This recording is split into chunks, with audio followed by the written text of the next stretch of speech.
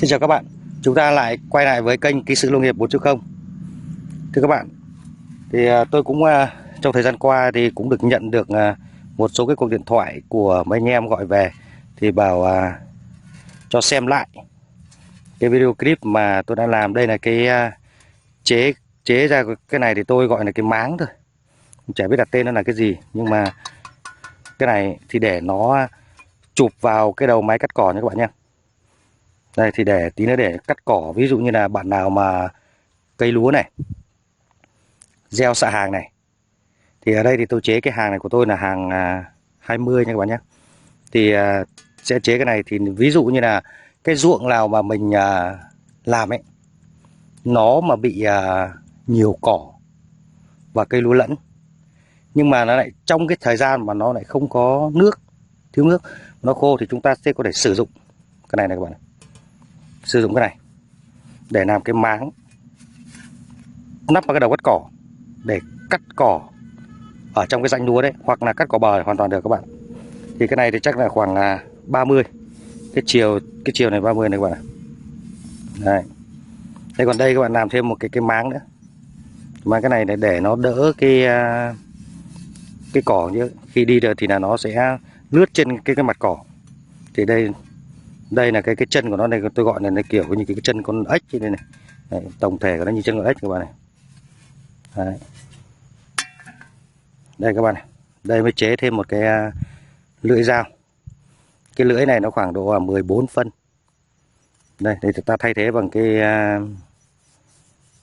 thay thế cái con dao lưỡi to này, để tí nữa tôi sẽ lắp lại, xong đi test thử cho các bạn xem nó như thế nào nhé.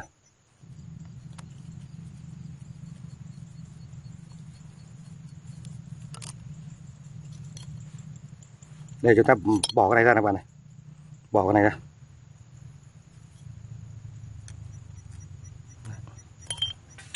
Ta lắp cái này vào nhé các bạn nhé.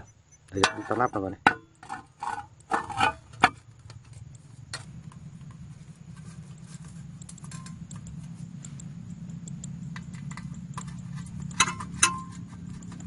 Để cho cái con ốc này nó khỏi toét này các bạn này, thì khi chúng ta tháo ra ốc ở cái lỗ nào thì chúng ta cố để nó đúng về cái vị trí khi chúng ta lắp lại như thế, để nó tránh được cái tình trạng là nó hỏng gen này các bạn.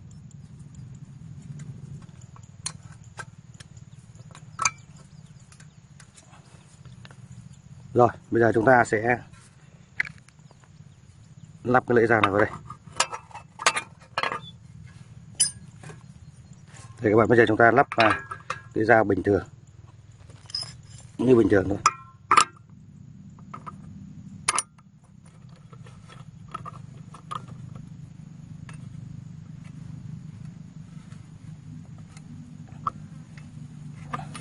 Rồi các bạn, đây. Bây giờ tôi sẽ test thử cho các bạn xem nhé.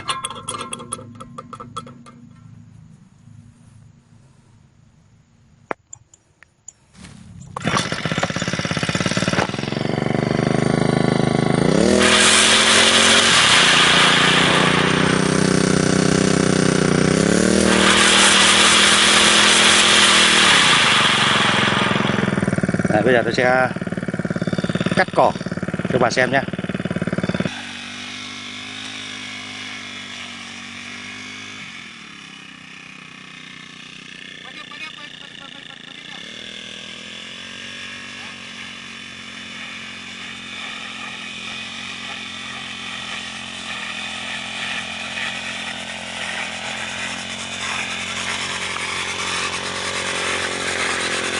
Đi theo đây, đi theo.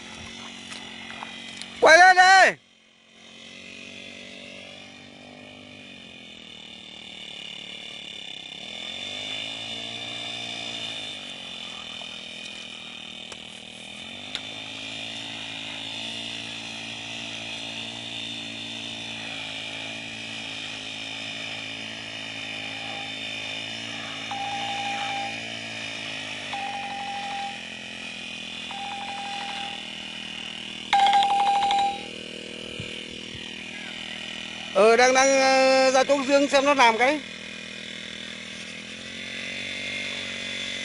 Nghỉ về sớm sớm đấy.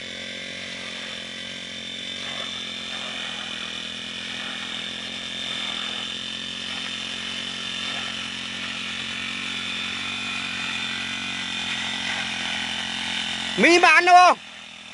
Quá mỹ mãn đúng không?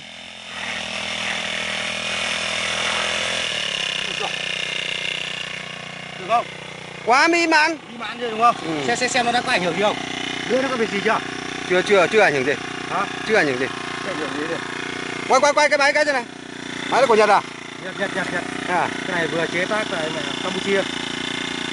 đấy, thế chứ nhỉ. Đấy, thế này đúng không? Thế này. Cái này cái gì?